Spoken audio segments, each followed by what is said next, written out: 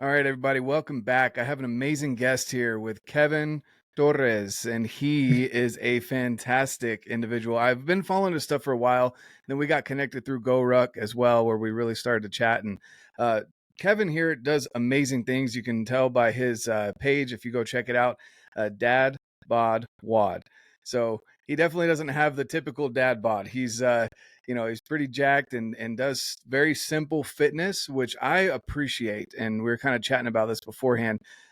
Simple is sustainable. And I preach that in my group. I preach that to anyone that I talk to. Start with small and simple steps. And Kevin gets out and gets after it on a concrete patio right there where he lives. So definitely go check his stuff out. But Kevin, for those who don't know who are you? Thanks so much for having me on, Jonathan. Really, it's an honor and a pleasure to be on the show and to share my story with you guys.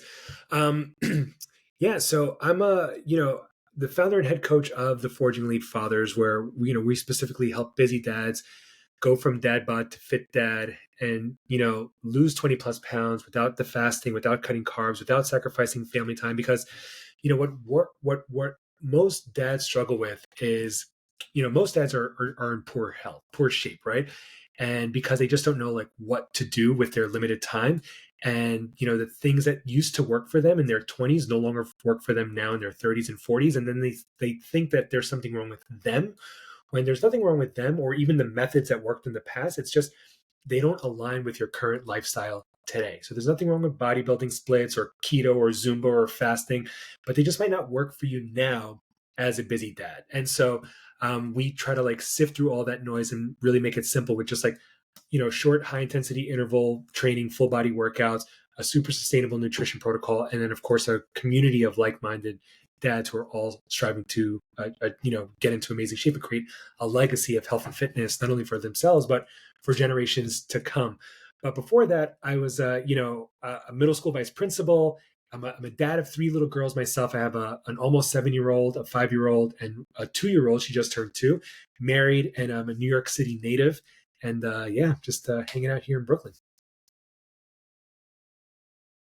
No, that's awesome. That's amazing, and it really does. I don't know. I guess I'm kind of searching for the words here, but to be a girl dad and have only girls, it takes a special father to be able to do that because I'm definitely a little bit different. I encourage my daughter to or my daughters to be strong, but I'm definitely a little bit more caring with them than I am my boys, and Okay. so it takes a lot more. Uh, I don't know how to describe it. Not necessarily patience, because it's almost natural to be more patient with your daughters and more loving in that kind of caring way than it is to be with sons. I know Yeah. with my son, I'm just like, yeah, suck it up, get over it. Whereas with my daughter, I'm like, okay, we can sit down and talk about it, and and it's not an intentional thing. It just happened. And I have to Right. catch myself every once in a while and be like, "Am I being unfair here?" But but that's really awesome. So with this whole idea of helping dads with their fitness, keeping it simple and sustainable, and helping them towards their goals. I love that you say, just because it's worked in the past doesn't mean that you're broken because it's not working now. There are plenty of dads out there that are definitely trying to work and provide for their families and even provide to where their wives can stay at home. They don't Right. need dual incomes. What is kind of your approach to that? I mean, how do you how do you approach dads that need that kind of help, the training, for whenever they're just too busy to go spend an hour and a half at the gym a day? Yeah. And it's really, really simple. Like the first is we need to overcome some myths around fitness, right? Like I said at the top, that that something is wrong with you. If a lot of guys I talk to are like, man, I just lack motivation or I lack discipline. And it's like, no, you don't. What you're trying to do though is you're trying to be keto while your family is eating pasta and macaroni and pizza and bread and crackers. It's hard to be keto in that environment. So yeah, it might have worked for you in your 20, but you just can't do it now when pizza's in your face all day, every day. So again, there's nothing wrong with you. You're just trying something that doesn't work for you and your current lifestyle. So like myth number one is often like you think getting into great shape takes 60 to 90 minutes a day at the gym, right? And yes, again, when you were 20 and single and had unlimited time, you could do the bro splits, chest Mondays, back Tuesdays, right? Legs Wednesdays, or never legs, right? Everyone skips legs day. But you could do those bro splits for 60 minutes a day and get great results. But again, as a busy dad, you don't have the luxury of a 20-minute commute, an hour at the gym, another 20-minute commute, then a shower. Like, no wife is like, yeah, go take 3 hours every single day out of the day just for yourself to go to the gym. And so you have to bust that myth and teach guys that you can get into great shape with short 15, 20-minute full body workouts from the comfort of your home with minimal to no equipment if necessary. Like, are you going to look like Arnold Schwarzenegger? Probably not. But are you going to be healthier and fitter than your peers? 100% yes, right? And so the second myth that we have to bust is like the whole nutrition thing, right? That, you think that to get into great shape, to lose weight, you have to have like a rigid and boring diet of like chicken and broccoli. And it's like, not true. You can literally eat whatever you want as long as it's within your calorie goals, right? So like if you want Oreos every single day, sure. As long as you treat your calorie goals like a monetary budget. Like if I say, hey Jonathan, you only have $100 to spend every single day. I don't want you to go above that. I don't care how you spend it though. You want to spend $5 on breakfast and $75 on dinner? That's on you. If you want to spend $50 on lunch, well, then you're probably not going to have that much left over for dinner, right? So like, but as long as you don't spend more than $100, we're good to go, man. And so, that's another thing that we have to teach our members. And then the third thing that we have to teach our members is that, a lot of guys our age, dude, it's that lone wolf mentality. You get married, you have a couple of kids, you stop hanging out with your friends as much. And now you're like, I could do this on my own. I could do everything on my own.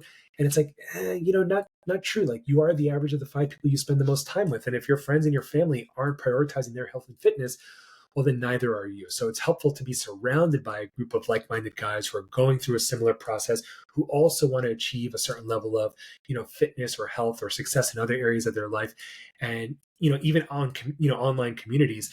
And so like we always tell our guys, like, let go of the lone wolf mentality and like embrace like that you are the average of the 5 people you spend the most time with, and surround yourself with like-minded guys. So those are the 3 main things that I would say, like the working out thing, the nutrition thing, and then like the community piece.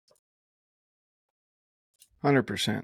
No, I definitely agree with that, because I love that you talked about calories like a budget, and we'll get into that a little bit too. But I agree that you're very crunched for time, especially if you work a 9 to 5. And even if you are the other way, where I wish I could get paid to be a stay-at-home dad.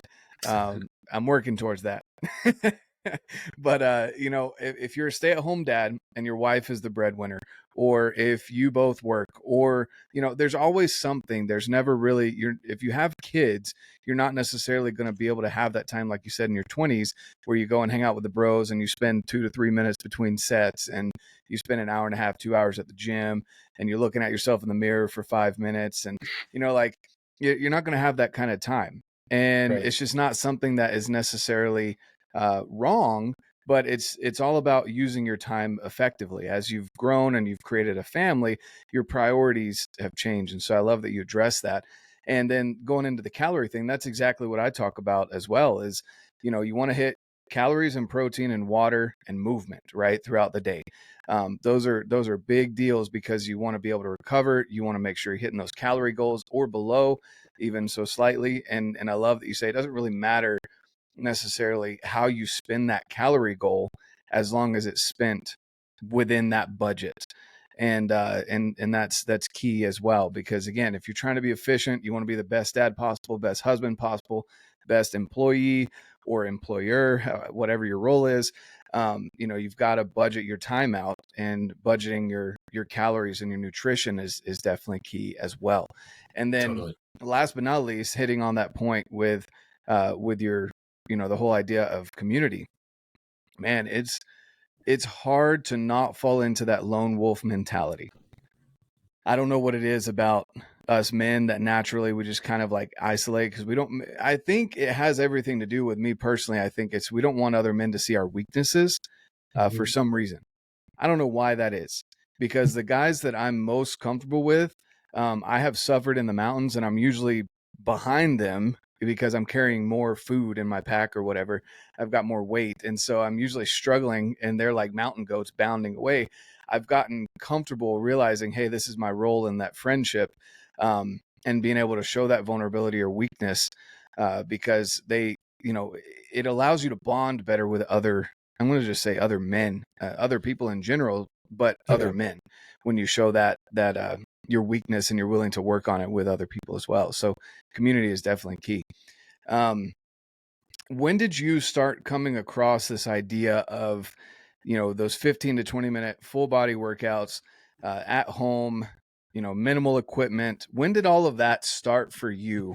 In your life, in your life in general. Yeah. So it actually started. Well, I was into CrossFit before we had kids. And so I've done everything. I did the P90X, bodybuilding splits, Insanity, all the Beachbody programs, all pulling out all the workouts from the men's health magazines and men's fitness magazines and doing all that. So I've done all of that. I wasn't always in great shape though. I just want to caveat that. I struggled with weight and fitness my whole life in elementary school and middle school and high school. And even when I was in the army, I was not the fittest of all the guys who were there. I was definitely by far not the fittest at all. And then when I got out of the army, I ended up gaining 40 pounds or so. So I just want to caveat, I wasn't a fitness junkie. It was that when I realized I was 40 pounds overweight, that's when I got into it. I was like, I have to do something about this. So I got into it. I started teaching myself about it, and then eventually gatewayed into the CrossFit space. And I never actually belonged to a CrossFit gym or anything like that. I was just, but I love the CrossFit methodology and the idea around sort of functional fitness and the intersection between running athletes and lifting athletes and gymnasts, and where does that all intersect? And that's true fitness. And so I just really loved the CrossFit methodology. So I taught myself about it, and then I ended up getting certified, CrossFit level 1, and I still never belonged to a CrossFit gym. But so I was doing those kinds of workouts, but not not in my home. I was doing them at the gym or around the block, whatever.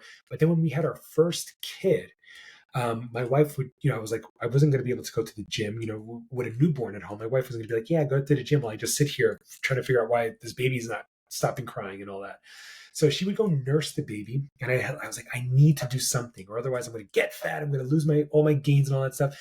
So when she would go nurse the baby, I would do 10 rounds of 10 push-ups and 20 air squats. And I would just do that. And it was just 10 minutes of work, but I would be drenched. I would have a light coat of sweat on my chest and everything, my face. And I'd go back to the room to get my wife water or something. She'd were you working out? I'm no, babe, no, nothing.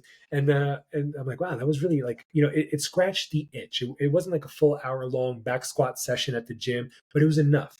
And then I bought a pair of 30-pound dumbbells, and I started doing 10 thrusters followed by 10 kettlebell swings, and then 10 thrusters and then 10 kettlebell swings, just for 10 minutes while my wife was nursing the baby.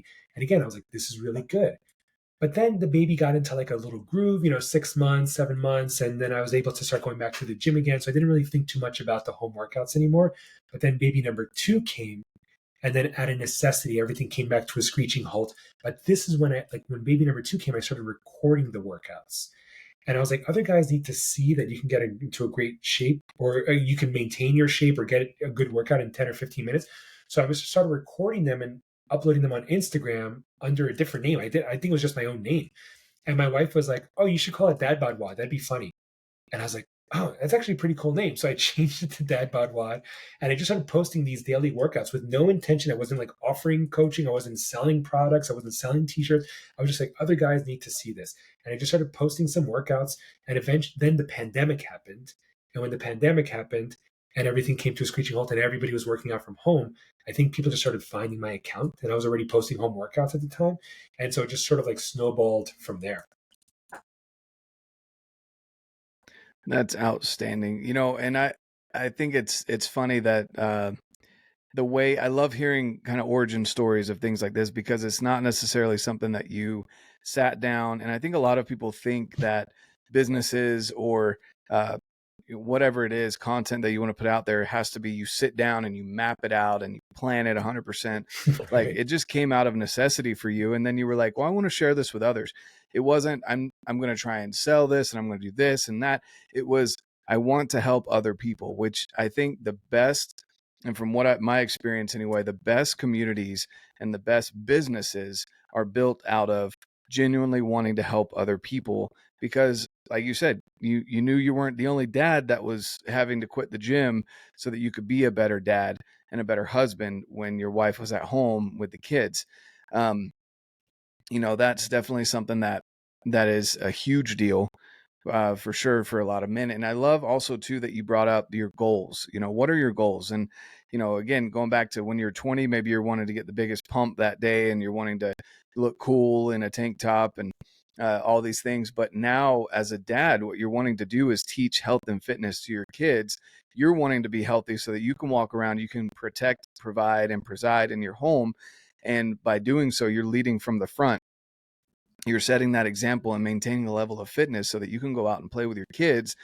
You can tie your own shoe without getting out of breath. You can go hiking if you want to go hiking. You can carry your children when they get tired, because that never happens, right? Yeah. But things like that is what you want. That your goals changed, basically, is what it comes down to. And people need to understand that there's nothing wrong with CrossFit. There's nothing wrong with bodybuilding. There's nothing wrong with all of those types of training. It's just a matter of, what are your goals, and does that training fit your goals at this time? And so I love that you bring that up. You want to maintain a level of fitness that allows you to not lose everything, but you're also not going to step on stage tomorrow and look like Arnold Schwarzenegger. So Right, right. just what your goals are. That's a great question to ask people. So at the time, I mean, you were working, you said you just barely finished in education. So you were working in education. Why did you choose education as kind of a career path to begin with? Well, I think when I was a kid, I always thought teaching was kind of cool. Like I was like, I couldn't do the corporate thing. I knew I could not sit in an office, and that I couldn't just like wear a shirt and tie like every day, or suit and tie every day. Like I knew that. I was into punk rock growing up, into grunge, Nirvana. Like I was like, I don't want to be one of these corporate, shells. I need to be, something cooler, but I also don't want to just, be a bum either. But teaching felt like a happy medium, because it felt a lot more casual, right? You're hanging out with kids, you're it's like you're telling cool jokes. And I loved history. And so I was like, I'm going to be a history teacher, and like I already love history. I'm going to teach American history. It's going to be awesome. And then I joined the military, and I did 2 combat tours in Iraq. And so when I came home, I was like, yeah, I'm going to go back and finish that degree and go teach. And so I kind of always just wanted to teach, and wanted to teach history in particular. I guess like, I like teaching. I like coaching. I like when I learn something, I like sharing it right away with somebody else. Like not out of like a look what I know, but like, hey, this was so helpful for me. It might be helpful for you, right?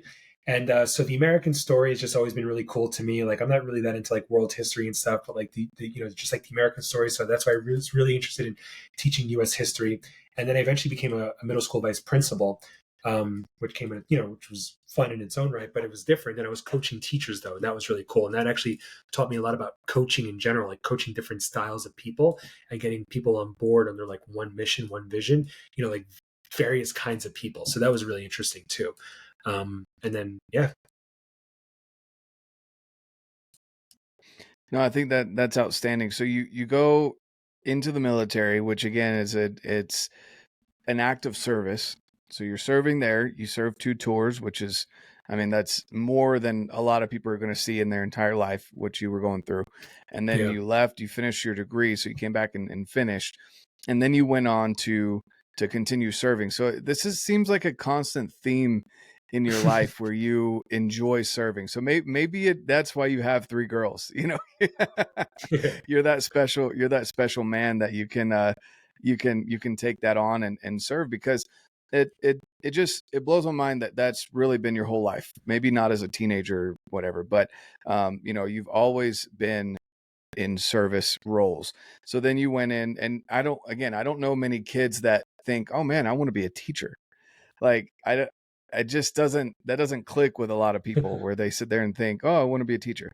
But then you got to help kids, and then you went on from that and you got to help teachers as a vice principal. And then, so kind of talk to us a little bit as to, you fulfilled those roles, and then you kind of hit a point where you were like, all right, I've done what I can do here. And walk us through the next steps to where you built out DadBod WOD to the point where you were comfortable letting your 9 to 5 go and doing this full time? Yeah. So again, serendipitously, and I hate to say that like COVID was a blessing because I know it's impacted so many people in a way. So I don't want to. I want to say that very thoughtfully. But what happened is in March of 2020. First of all, I was dying at school. Like the kids were out of. It was just really really. It was getting. I just needed a break. Like we had teachers quitting, and I was covering for them, and kids were out of control. And March 2020 couldn't have come like at a better time. And I know how that sounds, but they shut down the schools, and I was like, great, we're gonna get like a week break or a 2 week break. I really could use this break right now.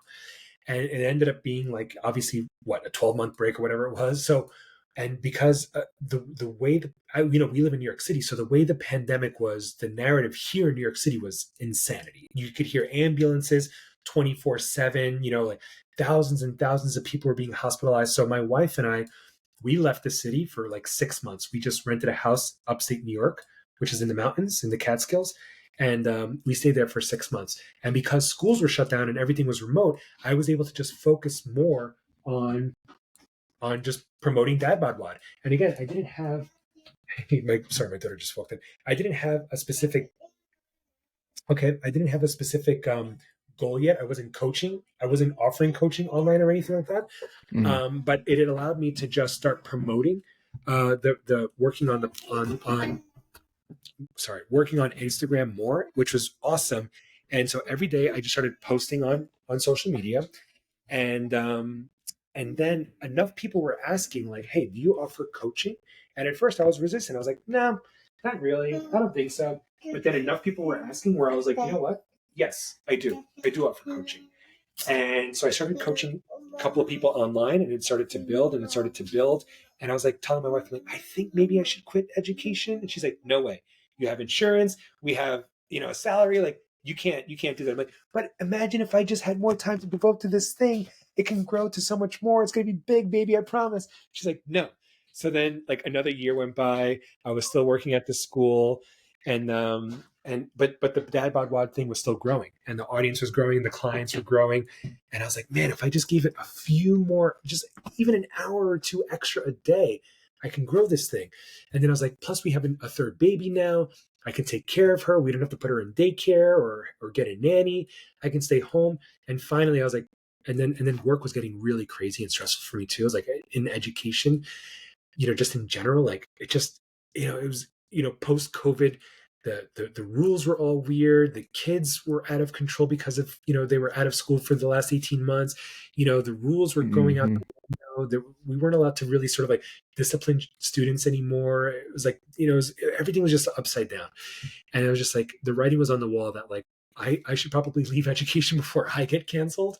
And so I was like, I just told my wife, I'm like, this is it. February of 2022, we went on winter break, and I was like, I'm not going back. I'm done. I'm going to go all in on DadBod WOD. And she was like, no, don't do it. Like, just finish out the year. And I was like, no. And I decided right then and there, and I haven't looked back. And fortunately, DadBod WOD and fortunately fathers and all that, like, the gamble has been paying off so far. So.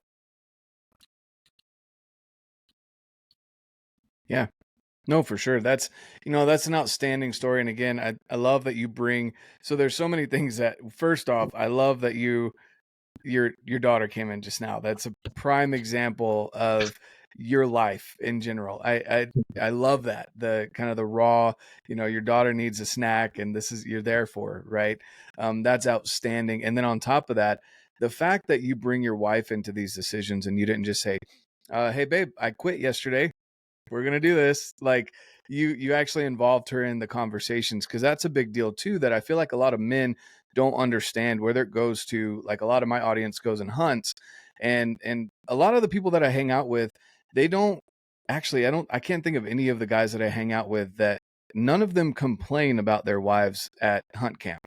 All of them are very happily married and enjoy the conversations and talk highly of their spouses, which tells me I'm surrounding myself by a good group of individuals. But you do hear people that complain about their wives and how their wives let them go hunting and things like that. And to me, it's all about the communication piece, where what are you communicating with your spouse? And so that translates into what you were talking about, where she's got worries and anxieties as well, because you're the main breadwinner. You've got insurance. There's so many things that go into this decision that it's not just, well, quit and work harder and you'll make it happen. Like, you've been Yeah. building this out for years, and then you were able to present it almost like a going into a business meeting, because your spouse is your partner in your family business, and she's going to have to be supportive in certain ways. So you have to partner up and discuss that. So I love that you bring that up, that you pitched it to her. You used her idea for the name of the channel, and then you pitched to Yeah. her the going full time, and then you had this plan. Like, all of these things are awesome. I think they're all golden nuggets for people that are listening. You should definitely pay attention to this, whether it's you're starting your own business, you're going hunting, whatever it is. Clear communication with your spouse, and then proving yourself to your spouse, because that's something you were doing too, is you were consistently posting, training people, showing her that money was being brought in, things like that. You weren't just dropping it on her last minute. You were being consistent and proving yourself in a way to her that you could still provide for the family in the way that y'all need it. So all of those things are outstanding. Thank you, man. Just wanted to do a quick check. Can you still Yeah. hear me? Oh yeah. Yeah, we're good. Okay, cool. Just double checking. Yeah, no, you're good. So when you stopped, I mean, you obviously train people now. You stopped working your official 9 to 5, and everyone knows. And I also do want to kind of highlight what you were saying. Yes, it's COVID was definitely a stressful moment in time for a lot of people, but I feel like also there's a lot of things that you're talking about that I've noticed with a lot of companies that have grown in the last couple of years, is that they took COVID and they took that opportunity to provide services to help people during that time, and they have exploded over the last couple of years. And what you do is you provide that level of fitness, which has obviously been proven time and time again that your fitness plays a direct role in your health, and then also, of course, dealing with COVID or any other viruses that are out there. Your health is a direct correlation with how well you handle those viruses in the majority of cases. And so, Yeah. what I guess when guys come to you and want to talk to you about health and fitness, I guess walk us through kind of maybe a first call, so guys listening right now can kind of get that understanding, and then if they want to reach out to you and get some training, assuming that you're still offering your openings and things like that, what would a first phone call sound like, or a first meeting with this individual? Well, the first thing is we want to know, like, what are your goals? Like, what are you trying to achieve, right? Are you trying to, like, lose 20 pounds, lose 50 pounds? Like, what is it that you're trying to achieve? That's the first thing we want to know. And then I also want to know, like, where do you feel like you're getting stuck right now? Is it primarily with your nutrition? Is it with your habits, your mindset? Is it with, a lack of working out? Like, where do you feel like you're getting stuck? And then I'm also curious about, like, well, what have you tried so far? Right? Have you tried keto, fasting, CrossFit, Orange Theory, P90X? Like, what are all the things you've tried? Because if you've tried nothing, that's gonna inform, like, what we should be trying. Or if you've tried, like, everything, and maybe you have an athletic background, that's like, great. So then we know what we can do with you, right? And then really, it's like, what we also want to know, like, what kind of support are you looking for? Like, are you looking for a personal chef to come wake you up in the morning and make you work out? Or what kind of support are you looking for? And then finally, the last thing that we want to know is, like, do you feel like you're in a place in your life where you could actually commit to this right now? Like, some people, it's not important for them. And for some people, it's like, yes, it is. I just got a scary diagnosis from the doctor, and, like, I have to do this, right? So it's now or never. And then one of the first things that we do is we do a goal setting call, where we go really deep on your goals, to go from, like, take your goals from, like, like I should eat healthier, I should work out more often, to, like, a must, like, I must achieve this thing, like, this is non-negotiable. And the way we do that is sort of like by I always say that your GPS on your phone is only as effective as you are clear on the destination. Meaning, if you were to just type store in your Google Maps, like, where might you end up? The 3,000 stores in your location.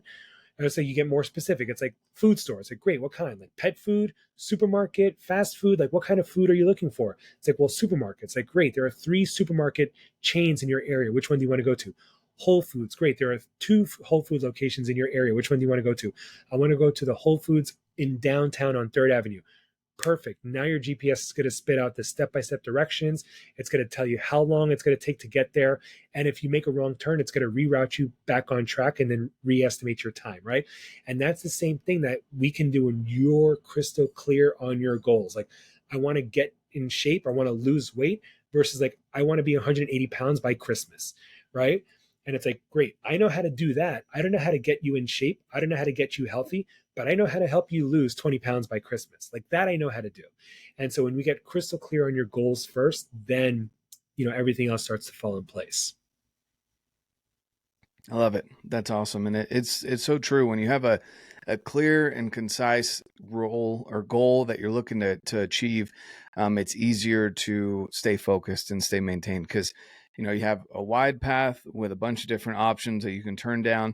And then you've got that more narrow path that will get you directly to where you need to be. So that is definitely helpful for a lot of people. And you've had a lot of success training guys and helping them out and making sure that they're able to achieve their specific goals. Because again, it's not you can go online and type in your height, body weight, and what weight you're trying to get to, and someone will spit out a generic meal plan and whatever. But that's very generic and it doesn't really work for everyone. And what they're getting from you is something very personalized and will definitely get the results because you're getting an accountability partner, someone you have to report to, which again, there's a quote and I'm going to end up butchering it, but it's one of my favorite quotes where it's basically when you measure success, it's exponentially greater. Basically, if you measure it and report it, it's exponentially greater. And so having those measurable results and then reporting it to someone or a group of individuals, you will find a lot more success than if you just try and go it alone. Going back to that whole lone wolf mentality. It works for a little bit of time. Motivation is cool. It's fun. It's great to hear things like David Goggins and Jocko growling in your ear, telling you to suck it up, Buttercup, and get better. Things like that. They get you off the couch, but it doesn't keep you going long term. If you want something long term, if you want to go fast, this is another quote too. I'm throwing them all out here. If you want to go fast, go alone. But if you want to go far, go together. So you find a group that's heading in that direction and they'll be able to lift you up when you're down. You'll be able to lift them up when they're down, etc. So I love that you created that community for dads. And then, something else too. How was it getting out of the city for 6 months? Did you guys enjoy that? You're back in the city, so I assume you like the city, but how was getting out of the city? Yeah, we love the city, but I told my wife, I tell my wife often, like, I think that was probably the best time of my life, because we were just with our family, like by ourselves in the woods, right, in the mountains, and so that was awesome. But yeah, the whole experience was great. Just like having fresh air and nature and a backyard and all that stuff was really really awesome. So yeah, I mean, like, I don't know if we could do it long term because we don't know like what else is out there. You know what I mean? Like my wife and I are both from the Mm-hmm. city, and so it's a little difficult to like imagine. But yeah, I mean, it'd be nice to have like a second house or something out there.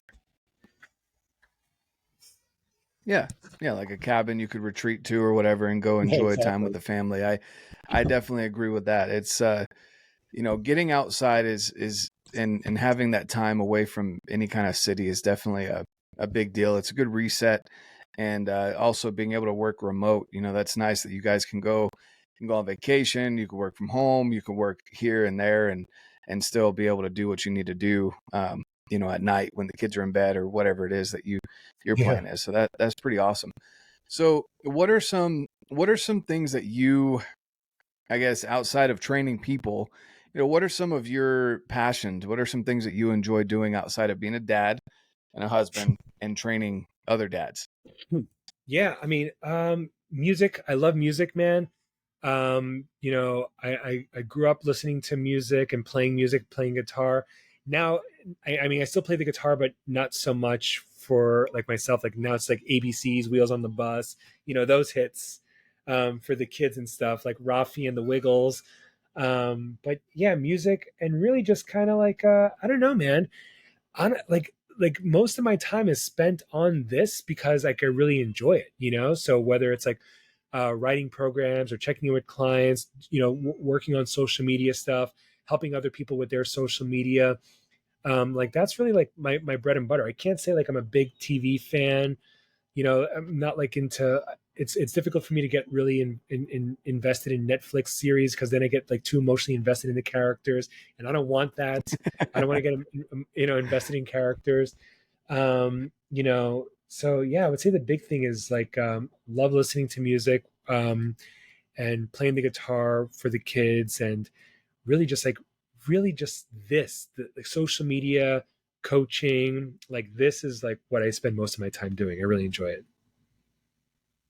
That's outstanding. And then I guess I want to ask about being a girl dad. Um, what are some things that you would say that you would highlight for men out there that have daughters, especially nowadays where, it technology is so great for your example. I mean, you are using technology to an extent that where I feel like it should be, whether it be social media, the internet, email, etc.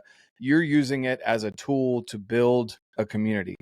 It can also be the opposite, where it can tear people down, cause a lot of comparison, especially for our young women out there that are growing up. They go on Instagram and they're overwhelmed by people that have this perfect look, and there's filters everywhere. You don't know what's real, what's not.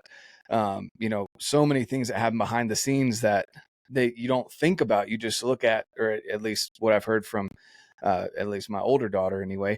She's like, there's so many things out there that look better than me, or their lives are better, or this or that, and we have to unplug for a minute, and help her realize, hey, look around you in real life, what's going on. So what are some tips, nowadays, for you being a dad, for other dads out there, that you would recommend as being a girl dad, especially? Yeah, I mean, that is really difficult. I think, in terms of like the self-esteem and all that, I mean, I don't know, like my wife and I are really conscious about not highlighting too much. We don't talk about ourselves. Like I think that's like the number one thing that a lot of parents have to really start with is like yourself.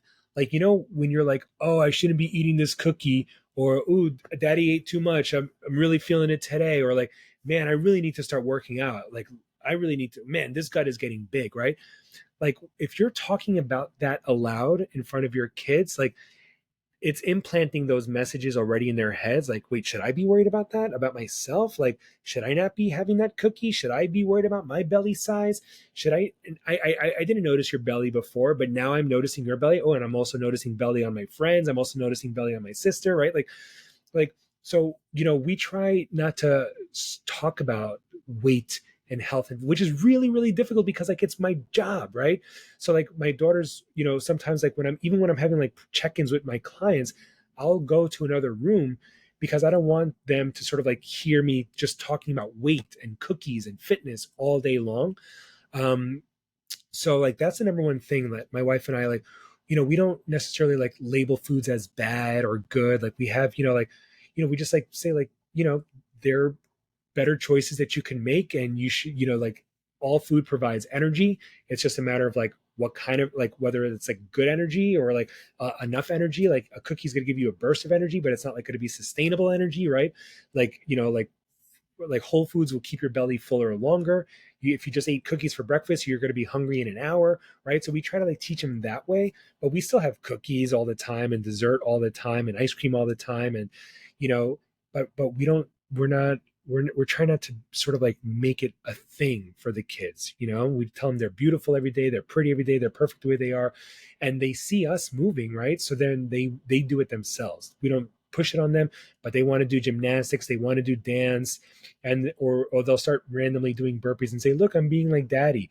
Or they want to pedal on the bike and like spin like their mom does. You know what I mean? So like that's like the big thing is like just set the example by also not highlighting certain, like if you're on a diet, dads out there listening, and you're like, oh man, I shouldn't be having the second piece of pizza or whatever. It's like, just stop saying that stuff, because then your kids are going to be like, why is my dad being weird about food, and should I be weird about food?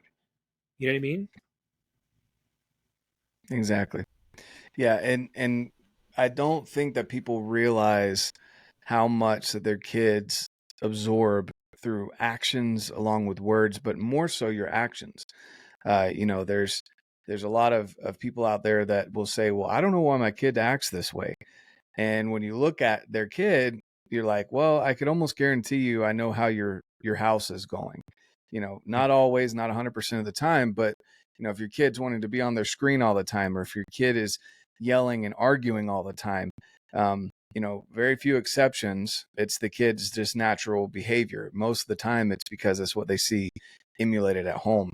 If the kid is active and wanting, and even knows what a push-up is, or a burpee, or squats, or whatever, that's something that you could tell that the parents are doing that because the kids are watching it. So, like, for example, last night we were filling the sandbags, got some more sandbags from GoRuck, and I had the kids helping me with it, and we got one or two of them that the kids can use, the little 20-pounders and the 10-pounders that the kids can use, because they were asking me about it. Like, Dad, why are you using this? What is this for?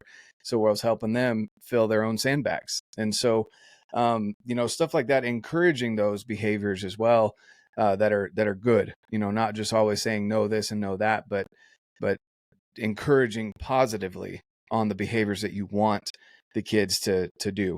That's definitely a big deal as well. So Well, yeah, yeah, being a dad. Oh, go ahead.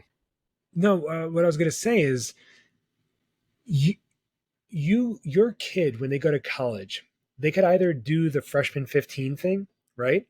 Or they, and they could stress eat, they could drink and all that stuff when they're feeling nervous or feeling insecure about who they are.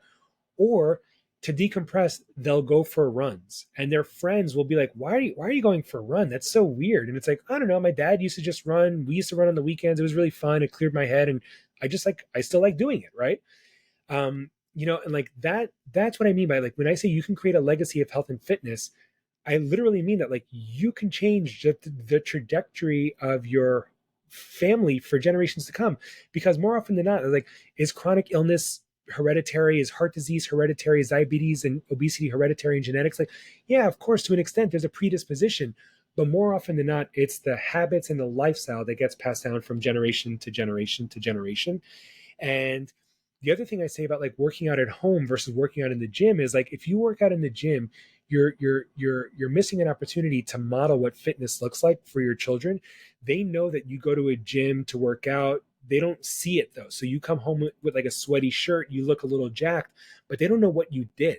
And so when it's their turn to go into a gym, they're going to be overwhelmed. They're going to be intimidated. There's going to be like, I don't know how to use this machine. I don't know the first thing about working out. Versus, like, when you see your dad just doing push-ups and burpees in the garage, well, when it's your turn to get fit, or when it's their turn to get fit, they'll be like, well, I don't really know, but I know I can do push-ups and burpees in the garage. I know I can go run around the block. Like, it makes fitness a little bit more accessible than this elusive, like, this is a thing that happens in a gym with big, scary machines that I don't know anything about because my dad never taught me, versus like, oh yeah, I know how to do pull-ups. I know how to do push-ups. I've seen my dad do it 1,000 times.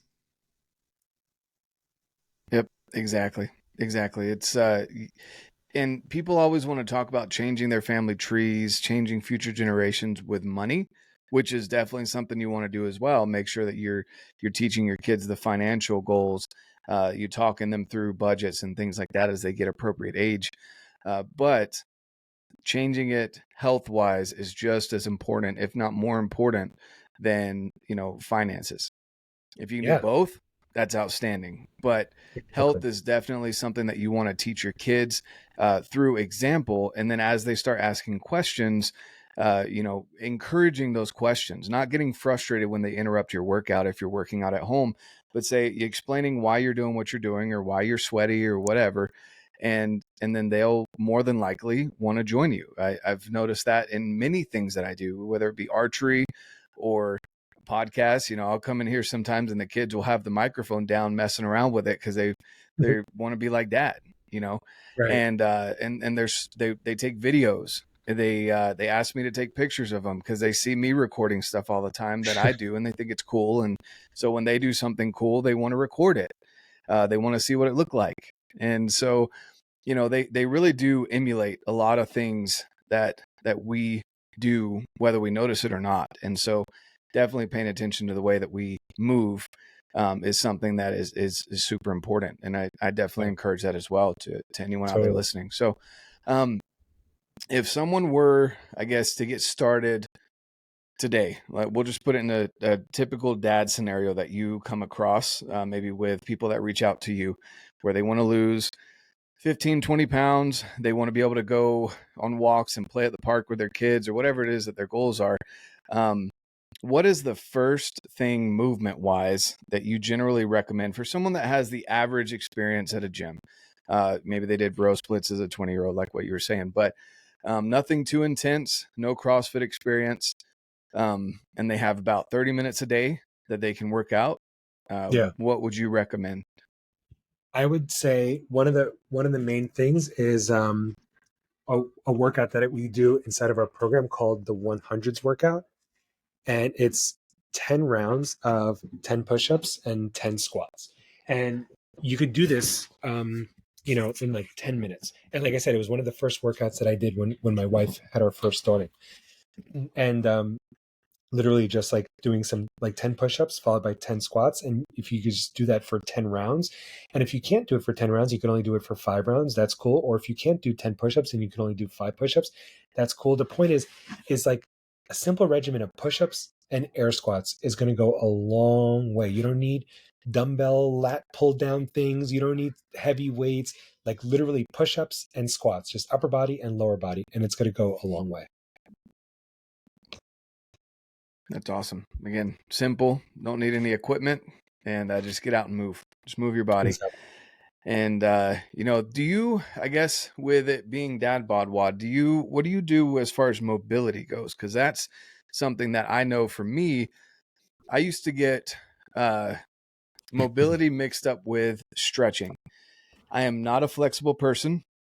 And I learned quickly that I could get a lot more benefit out of focusing on mobility versus just straight the hamstring stretch, the quad stretch, all those things. My mobility has allowed me to do more and feel better than any kind of stretching did. So do you guys encourage mobility in your training? And if so, what are some, I guess, maybe 2 of the main mobility features that you highlight? So I have to be honest, like I'm terrible about stretching and all that stuff. I think I worked a little bit more on my mobility when I was younger, like perfecting the squat, right? This, getting into a good position in the squat, getting to good positions in deadlifts and all that stuff.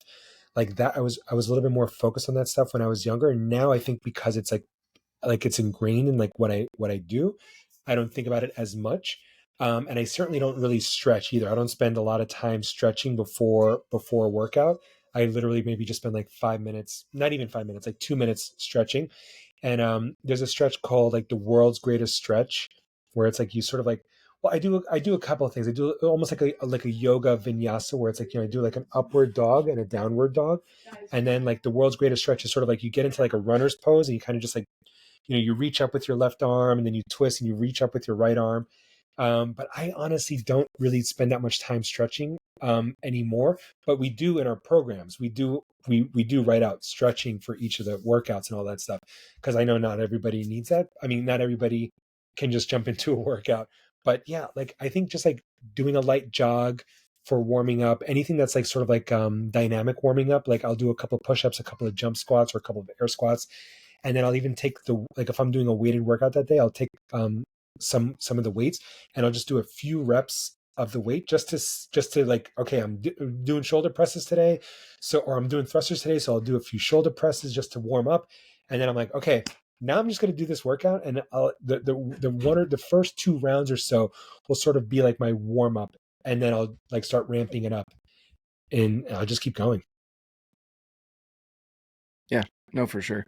That's awesome. And it's just something that I know, and you say you work it in with your workouts and everything. So, I know for me personally, one thing that I was noticing, and this is for just sitting down in a chair for a long time, is your hip flexors get really tight. And I was thinking I was having lower back pain, and I went to a chiropractor, and he was doing some internal and external rotation on just my legs.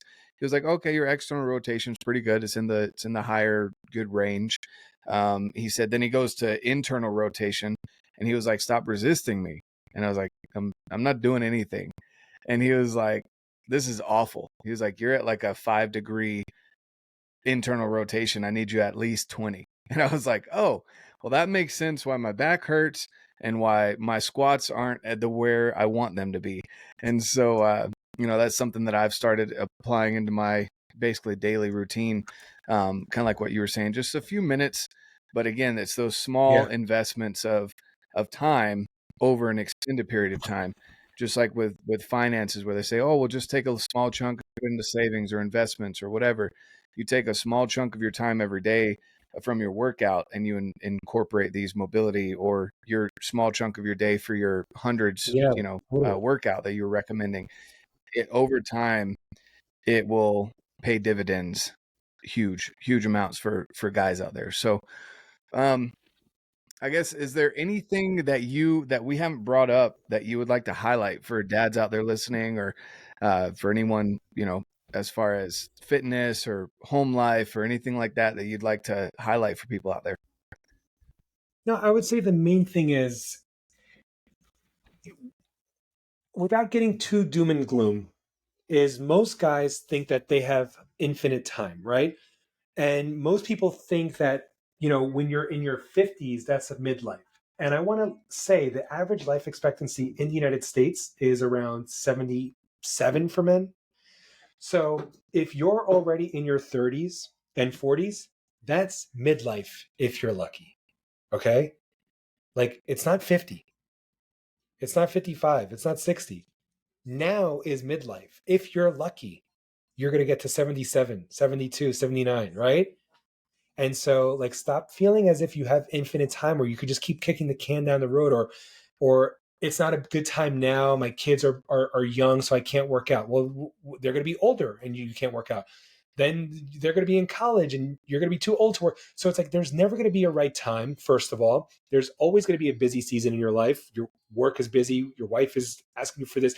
I'm thinking about buying a house. We just bought a house. We're thinking about having another kid. We just had another kid. Like, it's never going to be perfect opportunity to just like prioritize your health and fitness. And two, you don't really have infinite amount of time. And I don't mean to be doom and gloom, but it's like, if you're 35, that's already midlife. So let's get on it. Exactly. I think that's a good thing to highlight. And I definitely don't think that that's doom and gloom at all. I think that's very just realistic. People need to get out of the clouds, thinking that, your midlife crisis is in your 50s when you go and buy the brand new Lamborghini or Corvette or whatever, and you go do a bunch of crazy things. Prep now. And even if you're in your 20s, just get that investment going. Start now rather than later. I want to be that 50, 60-year-old that's out there with my grandkids out running them on the mountain. I want to go out there and, my goals are to be out there and just to be the best dad, grandpa, and then hopefully great grandpa possible. Those are Yeah. my biggest goals in life for me personally. Oh, yeah, So man. definitely recommend that, guys. Well, first off, Kevin, thanks again so much for your time today. I really appreciate it. And, for those people out there that want to find you, where can they find you to get some training and connect with you? Yeah, I mean, Instagram is the best place. DadBod _WOD, WOD just means workout of the day. I know it's a silly name. So DadBod WOD or ForgingEliteFathers.com. Just ForgingEliteFathers.com or DadBod WOD on Instagram is the best place to find me. Perfect. All right, guys, I'm going to leave that link down below, or those links down below, so you guys can find Kevin, get some training from him, get some tips, start investing in your health today if you haven't already. And if you have, why not try and switch up your workouts? Why not try and switch up the training just a little bit so you can hit your goals even better than what you're wanting to do? Check out Kevin's stuff over at DadBod WOD. He's got a cool name, but he's also got the work to back it up. So thanks again, Kevin, so much for your time. And like I say, guys, always get out, live your life, and love it.